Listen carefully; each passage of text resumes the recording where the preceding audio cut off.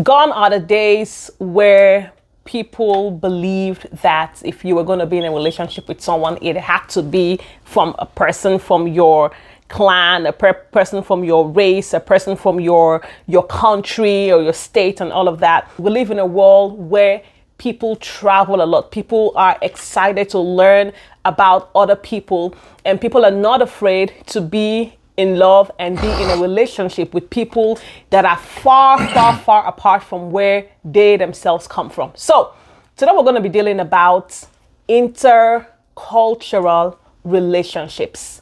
Welcome to the Relationship Hub with the Smart Couple.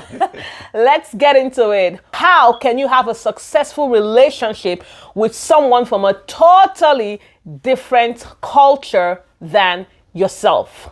All right, that's good. Yeah. Again, always on point in your introduction. Thank you.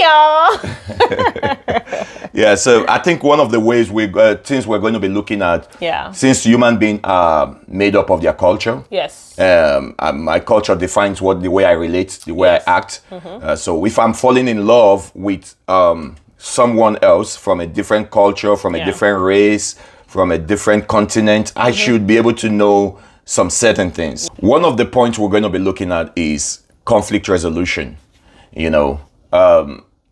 For example, I'm originally from Africa, Nigeria, and we are more kind of confrontational in addressing issues compared to the West. They are not that, they are kind of indirect in addressing issues. We have to sit down, we have to talk, we have to say, okay, if you see me act like this is the reason why. You that is from the West, for instance, falling in love with me, you should be able to know that when I'm doing this is not because I'm trying to be aggressive or that is how I am, because I'm made up of my culture. But it has to be, there should have to be a balance. They have to come to a point where they have to agree and say, okay, I don't do well in confrontations when we have issues of addressing conflict. So I prefer, or you get the best of me if you are indirect or you come in a softer way than the way you react. I think things like that will help in addressing issues so that we don't fall out. Okay. So when it comes to intercultural relationship, before you date someone of a different culture than you, or even maybe you're in that relationship right now, one of the things that you have to bear in mind is you have to be ready to teach and be willing to be taught, right? Meaning that when you go into that relationship, don't just feel like it's both of you against the world. Oh, my love, your love against every other person, and it's just you and I, nobody else matters. We just need to know about us. At the end of the day, I don't know what kind of relationship it's going to be if it's just the both of you. Something is definitely going to be off there. But you should be willing to teach this person about where you're from, because you didn't fall from the sky. You came from somewhere. So you should be able to teach them, oh, this is who I am. In my culture, this is how we do things. Even if it's something unpleasant, it's still good to share with them what that thing is. And also you be willing to be taught, be willing to learn from the person that you're in a relationship with. Learn about their culture. Don't feel like only yours should be learned because yours is more superior or yours is more popular. Also be willing to learn from the other person as well. That way both of you have an understanding about where each other are coming from. That's true. I think that's also, you just fall into the next point I wanted to make, which is respect your partner's culture. Truth is that your culture is not superior to mine. Yes. And my culture is not superior to yours. It's just if we are going to live together, we don't have to downplay the other person's culture. We should be able to say, okay, this is what your culture says and this is what can we meet at the middle. I have seen some people that are in relationship where they try to downplay the other person's culture, especially if it has to do from the West and from the West and Africa, for instance. The ones I've seen, they try to say, "Oh, that's barbaric," saying things like that is automatically downplaying who I am or my culture. So if you respect me or if you love me enough, you should be able to respect where I come from and the way I see things.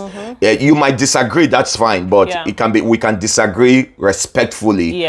On issues. Absolutely. Yes, absolutely. Yeah. And also, when you're in a relationship, we must be able to separate the good culture from the negative culture, right? Okay. Because there are some cultures that are just not proper. There are some human beings that are so very, very, very cultural that no matter where they go, they hold on to some aspects of their culture. They don't put the situation where into they consideration. Into consideration that no matter where they are, that mindset can work if they are in their country of origin. But when they come to a different place, that mindset may not necessarily work. Just imagine, for example, somebody who comes from a culture who believes that a woman is only supposed to be a wife and bear children. Not that that is a bad thing, but if, for example, you come now and the job you're doing is not able to sustain the household and keep the house running, and the woman is educated and, and can work, and you say, well, my culture therefore forbids that you do this. And so when it comes to your culture and relationship, you need to be able to separate, okay, what part of my culture do I need to let go that is going to impact, that is not necessary for life, right? That is going to impact this relationship in a negative way. What do we have to sift out of our culture so that we can come together and be more effective in this relationship? So the ability to be able to separate, some certain aspect of your cultural beliefs. Like, let's take, for instance, you want a woman to cook. They said women are to cook, right? Consistently, based on some culture. Yes. That they are meant for the kitchen. However, let's say she's working and you are working. And you come back from work, right? At the same time, or you came early and she's still at work and she finally comes back from work and you sat down watching TV waiting for her to come and just cook. I think sometimes some of those things are, I think when you need to come to compromise in some certain things. Concerning that, you guys have to have a discussion. If you guys want to be buying fast food, based on that, if you know you are a man that you were not taught how to cook, or you didn't know, you don't like cooking, it's not in your culture, it's okay, based on this, we're going to be ordering fast food to eat so that when I come, I can eat. You guys can walk around it instead of always wanting her to, after the stress of the day, to also come and do some certain things. Yes. I think that's another aspect that we can look at. And also to the woman, just thinking that this is a man's job. In some culture, they say this is a man's job. And the man is not around, and situations are not really in line on ground to help the man. For the man to do what he's doing, and you say, no, I can't do it. The man has to come and do it because it's a man's job. Yes. I think some of those things have to be upgraded. Yeah, I think that will also lead me to the gender roles that we talk about in some culture. Some cultures have what they expect a man to do and what they expect a woman to do. I remember many years ago when we had Mission, and one of my guy called me then from Nigeria, and he had a baby crying, and he said, "What are you doing?" I said, "Oh, I'm with my little girl." Then you went to work. So I was with Mission so that when you come back, you take care of Mission and I do what I got to do. So I was taking care of her, and he said something. No, that was the first time. Then another day he called me again. He heard Mission crying, and he said, "What do you do?" I said, "Okay, I'm just taking care of my daughter." He said, "My guy, are you a nanny now? Are you doing a baby? Is it a babysitter you are now?" As if it's not. She was not. You are not her father.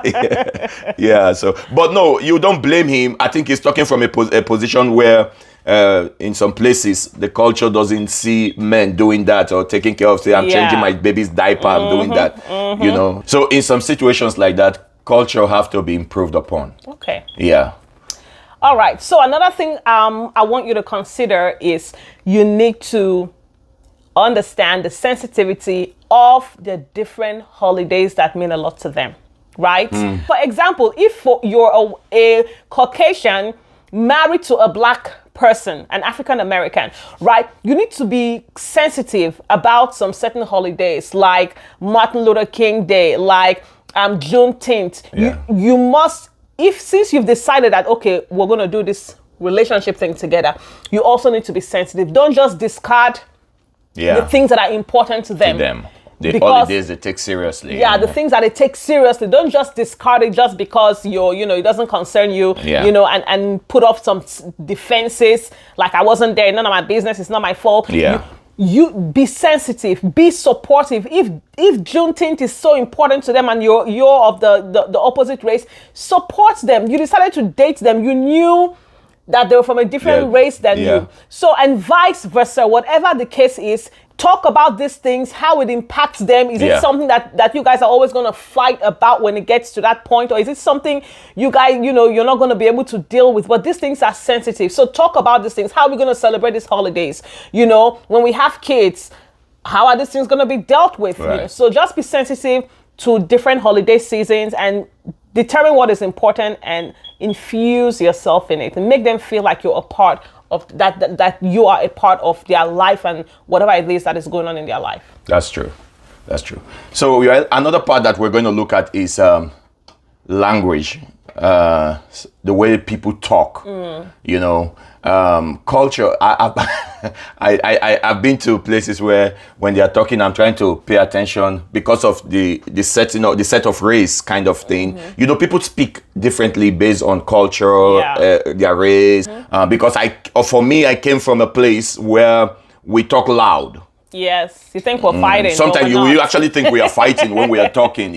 Maybe on phone. Sometimes when we're on phone, someone will say, "Are you guys okay?" Yeah, we are okay. We are not quarreling. That's how we talk. So if I'm going to, if you are dating someone from the culture that have those that are loud, you want to understand them to an extent, and also you that is loud, and you are getting into a place where they are not that loud. You have to. They don't talk that way. Their language is different. The way they express things are different. You have to pay attention, and to see how I can reduce my loudness, or I can reduce my some kind of words that we use. There are some words that we use between our culture that some people might think that it's too harsh. Yeah. So if we have to unlearn some certain things and relearn them, if we are going into interracial or intercultural marriage, we must put some of those things into consideration. Which part of my life should I tone down? Yes. Which part should I just let be? Which part I just can't give up on? That this person have to learn. If you know that there are parts like that, then you have to emphasize that part during communication with the person you are getting into a relationship with. Yes. Talking about this as well. I've seen a situation where someone who was in relationship with from where I come from, Nigeria. And he got married to someone from the West, and the lady just a time called the mother of the spouse by name. Yeah. Hi, Ima, and the mother didn't find it funny at all. Like, how are you calling me by my name? Just so you know, I don't know how it is in the Asian bloc, right? But in Africa, if you call any adults by name, honey, it's a taboo.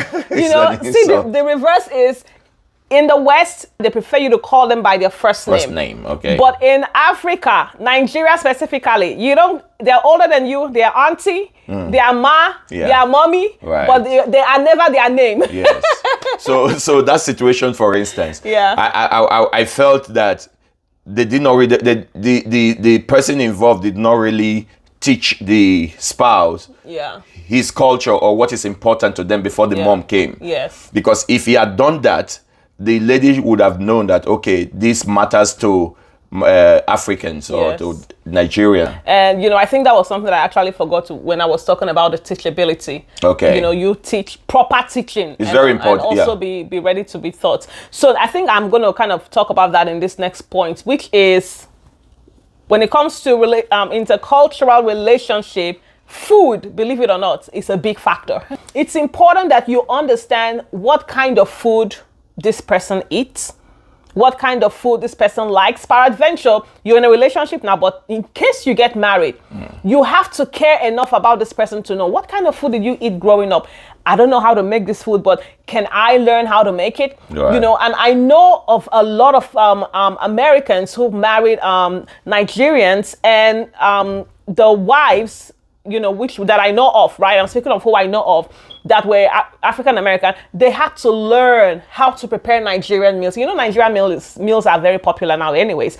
But they had to go the extra mile because of the love and the respect and the value that they have for their partner. They have to go the extra mile to learn about their food and about, what kind of things, the spices they use and stuff like that. It's not right just, to condemn, ew, what's that food? Because you don't understand the food, oh my God, you're eating this stuff, it's so nasty. Every time they want to eat, oh my God, you're eating this, it's so nasty. Because people eat different kind of things, right?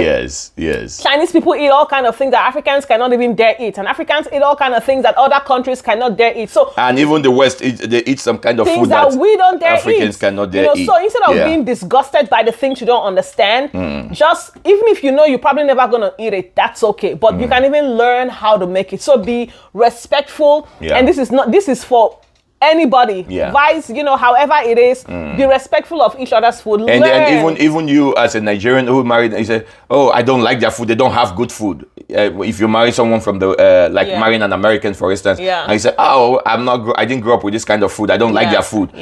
Just dismiss it as if they are eating trash. Yes, that might even hurt this person you are with. Sometimes you just compromise, eat some things. How do you prepare it? Just eat it and just it's good.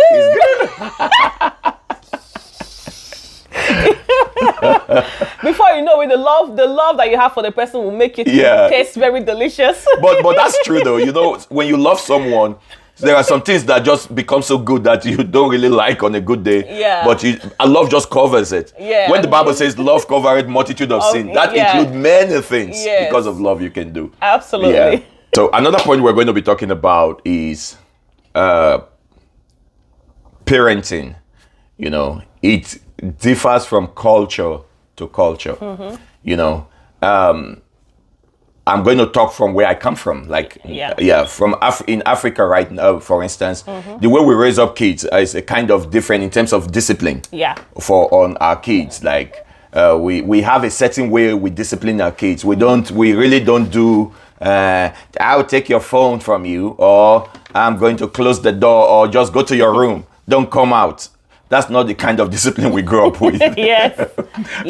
So when an African, if you are married to someone who came from different culture where... I know Espanol, the Arabs, we all have the same language with the belts and the slippers. We understand the language. So if you're married to someone from a different culture where the highest, discipline is, go to your room, right? That's fine. That's the way she was raised. But you guys have to understand that two of you are different, so you guys have to talk about this. In my culture, we believe that you spare the rod, you spoil the child. You guys have to talk about it, and you have understanding that this is what it is. That when that person is dealing with the child, it's not dealing with the child because he's angry or he hates the child. But it's not being violent. It's not being violent. Where the man just finished, he thought he has done a great job, and the next thing he saw a policeman at the door. Somebody have called the police on him and said he just hit my child or something. So those are very important things that we need to consider. And also, I think in our culture, in some culture too, there's this preference on gender in raising kids. The way they treat the male child differently. Example, I think the Arabs do that a lot. They value the male child. You're actually going to the Arab. I didn't know Arab does that. Africans, we do that as well. Africans do that as well. They give the gender. They treat the male or the male child kind of different from the way they treat the female child. Which is not okay. I can confidently say I don't like it because I'm from there, so I'm not condemning someone else's culture. It's not. They're beginning to they are coming out of that right now. But it has been a pattern where a male child cannot go to the kitchen, cannot do we focus so much on the female child. You are going to get married tomorrow. How will you treat your husband? We don't teach the male children how they will treat their wives. We make emphasis so much on you are a woman. You're going to be married tomorrow. How will you treat your husband? How will you treat? So there's so much responsibility on the child, a female child, that is not on the male child. I remember, and it's a problem. I remember, growing up, any little thing I did, if I didn't put water in the cup well, is this how you're going to serve your husband? If I didn't sleep, is this how you're going to do it? Every little thing, but never for once did I ever hear anyone tell my brother, is this how you're going to be a good husband? Yeah. So So when you have those kind of culture, and you are marrying someone who they don't place preference on gender, whatever, you want to talk about it. You want to compromise. You want to understand and say, okay, this is how you are and this is how I am. So where can we meet? Let's meet at the middle in terms of raising up these kids. Yes. It's very important. I think lastly, still tying to this family thing, some cultures are strong on extended families having access into your home. For example, when you get married, it's okay for extended families to come and they can stay as long as you want. And just imagine you're marrying, especially example, someone from the West. The West are, I think they're one of the cultures that love quiet and privacy. Right. And just imagine you're marrying someone who they believe that all the extended family should come live together in the house. Your mother, your grandmother, your uncle, your auntie should live together in the house.